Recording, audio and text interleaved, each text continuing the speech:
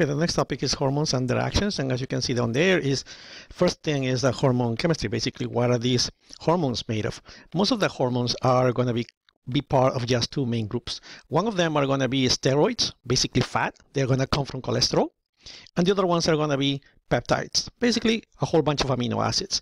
Even the monoamines come from amino acids. You see amines, amino acids, right? So then there are two main groups if you have to remember this. The ones that come from cholesterol, steroids, and the ones that come from amino acids, peptides, and also the monoamines. Okay, one thing that you may use to remember, for example, this is cholesterol, right? So then cholesterol, aldosterone, corticosterone, progesterone. You see the sound can make you, it may help you remember which ones are these hormones that are going to be steroids. Again, these hormones are going to be basically fat. These ones are going to be amino acids. Okay, so let's continue. So we scroll down. We're going to see the three main groups again. Again, we said the steroid hormones. They come from cholesterol, and the important ones such as estrogen and cholesterol, they are going to be producing organs such as the testicles and the ovaries. Okay, we also said peptide hormones such as insulin, okay, oxytocin, antidiuretic hormone, those are going to be peptides. And monoamines that you're going to have important are going to be epinephrine and norepinephrine. Okay, those are examples of the hormones that belong to each one of these groups. Hormone synthesis, we already said that steroids that are going to start from cholesterol. As you can see here, this is the chemical composition of cholesterol. As you can see, they have rings, and all the other ones that derive from it, they are going to show rings as well. You don't need to know the different chemical reactions in order to produce these hormones. So as long as you know that they come from cholesterol, that will be fine. Peptides, it's just amino acids, and when you put together amino acids, you're going to get a protein. Right before, if you don't have thousands of amino acids, you just have a few, then obviously that's going to be a peptide. How do you synthesize that? Obviously, that is encoded in the genes, right? Remember, we have the DNA, and from the DNA, we're going to use transcription and translation in order to create peptides. Okay, monoamines, as I was telling you, they also derive from amino acids, even though they don't belong directly to this group of peptides, for example, because a lot of the characteristics of amino acids are removed, but the NH2, which is the amino part, is actually retained.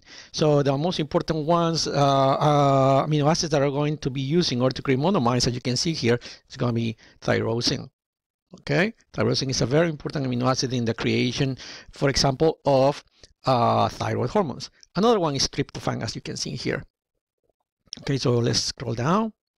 And let's see what else we have. In here you have how the hormones are being created in the case of the thyroid hormone. It also needs iodine in the case of thyroid hormones. And that's created in the thyroid. And you don't need to know, obviously, how these things are going to be created, the chemical reactions. You don't need to know any of that. Hormone transport. So basically, to generalize, we have two main groups. The ones that are going to be amino acids one way or another, and the other ones that are going to be cholesterol. So if you need to transport the hormone, if it's cholesterol, it's going to be fat. It needs to be transported in the blood, and in the blood there is water. So that means that the fat, in this case the cholesterol, cannot be transported in water because fat and water don't mix. Therefore, when you have hormones that are going to be derived from cholesterol, they need to be attached to a transporter, and these are going to be called transport proteins. One of the most important ones is going to be albumin. You guys see it in here. So albumin is a very important protein that is going to transport hormones. In this case, this is necessary because cholesterol is fat, and the blood has a whole bunch of water, and fat don't mix. Therefore, this type of hormones need a transporter. In the case of the other ones, amino acids, right? Like we say insulin and epinephrine, for example, they don't need that, right? Because obviously they're going to be proteins. So that's why you have right here transport. You need a protein that will help you, will allow you to do that. Hormone receptors and the mode of action. How do they work? In other words, they get transported through the blood, and once they reach the cell, how do they actually work? So let's take a look at that. So we have in here the cell. What is this? The cell membrane. Okay. So in the case of the hormones that come from cholesterol, cholesterol is fat. So let's say here's the hormone. Right here it says hormone. Okay. This hormone is fat in the case of cholesterol. What is this? Phospholipid bilayer. And what is this? Fat. the hormone is fat, which is cholesterol, fat with fat, nothing is going to happen. So then the fat, in this case, those hormones that come from cholesterol, they're just going to cross the membrane. And they will go inside your cell. Once they get inside the cell, they're going to reach the nucleus of the cell. The nuclear membrane also has a whole bunch of fat. What are they going to do? They're going to cross this, and therefore the hormones that come from cholesterol, they cross the cell membrane, they cross the nuclear membrane, and they work at the level of the DNA. In the case of the hormones that are going to be proteins, they come here. So in this case, the hormone is a protein.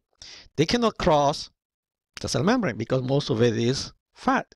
So what they're going to do is they're going to work at the level of a receptor that they're going to have in the cell membrane. So the hormones that are going to be proteins, they work with receptors. And after that, they're going to trigger, as you can see here, a serial of reactions that eventually is going to end with the production of enzymes or any other metabolic type of reactions necessary for the cell. So let's review this again with this little figure. So steroid hormones, since they are fat and the cell membrane is fat, they cross the cell membrane, they cross the nuclear membrane, and they work at the level of the nucleus, okay, in the DNA.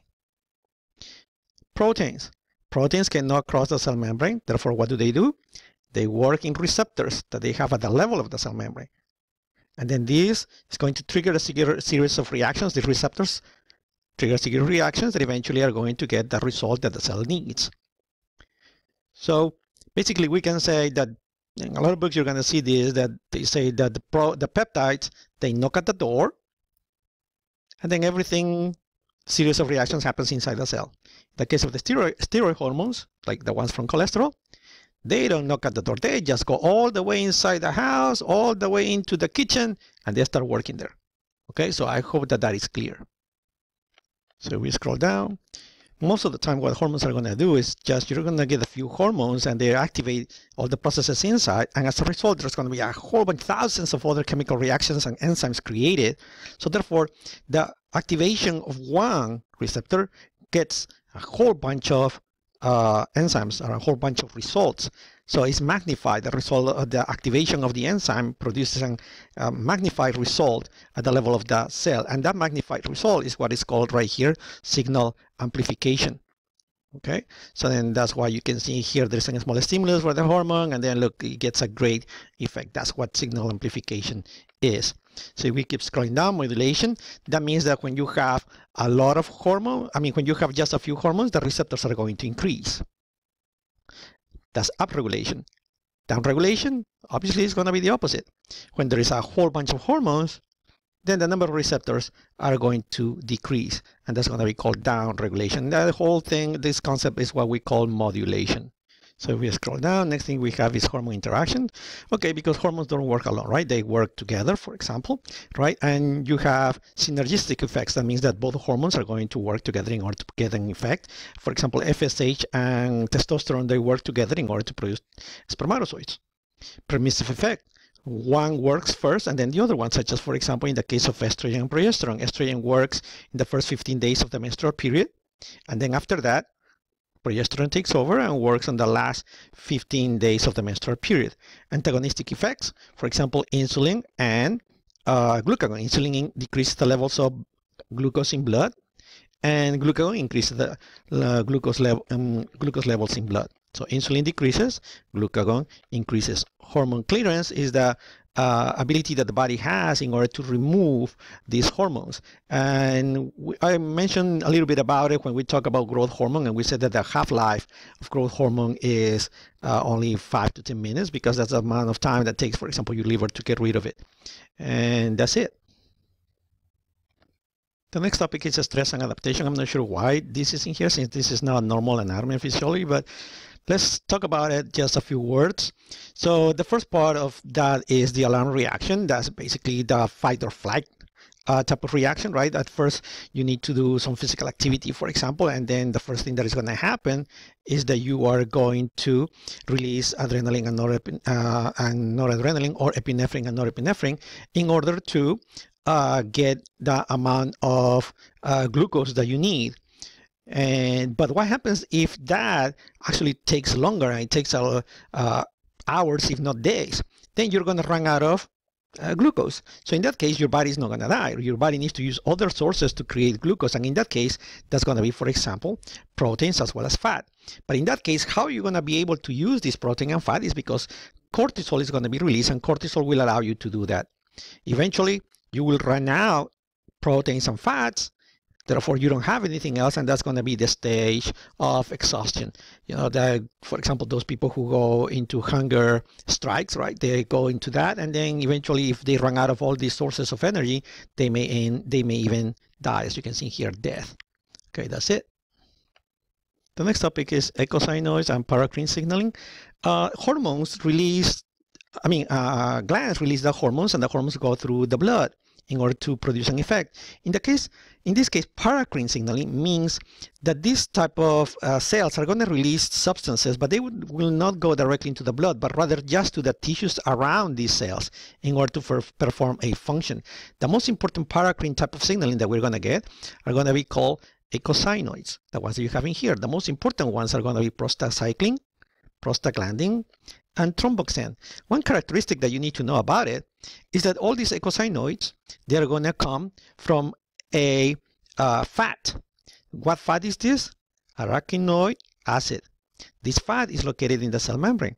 The cell membrane, remember, you're going to have in there arachidonic acid. This arachidonic acid is the one that is going to be used in order to create the eicosanoids. Okay? So then, which ones we said are going to be the eicosanoids? So we have important groups such as prostacyclin, thromboxane, prostaglandins, and there's another one called leukotrienes. Regardless of which one it is, what you have to remember is that these eicosanoids, which are going to be paracrine signaling, they come from fat. What fat is this one going to be? This one is going to be the arachidonic acid. Okay? So leukotrienes work in inflammation. Okay, and then you have right here prostacyclin is going to avoid the attachment of, for example, blood clotting, or allow blood clotting in the blood vessels when the blood vessels are normal. So when the blood vessels are normal, you don't need to blood clot. So prostacyclin will make sure that that doesn't happen. Thromboxanes, if the blood vessel is damaged, thromboxanes will allow us to aggregate platelets in order to continue with blood coagulation. The next one is prostaglandins. Prostaglandins have way too many functions because there are different types of prostaglandins, and not only that, prostaglandins have multiple different types of receptors. So prostaglandin may produce one function in an organ, and another prostacyclin may produce the opposite function in the same organ, just because these two prostacyclins are going to work with two different receptors. So it has way too many different functions in order to be covered in here. But for example, they are going, as you can see here, they stimulate contraction of the smooth muscle in the blood vessel, so they produce vasoconstriction. Okay, so that's what you need to know about prostacyclin. So if we keep scrolling down, anti-inflammatory drugs, you don't need to know that, and that's about it.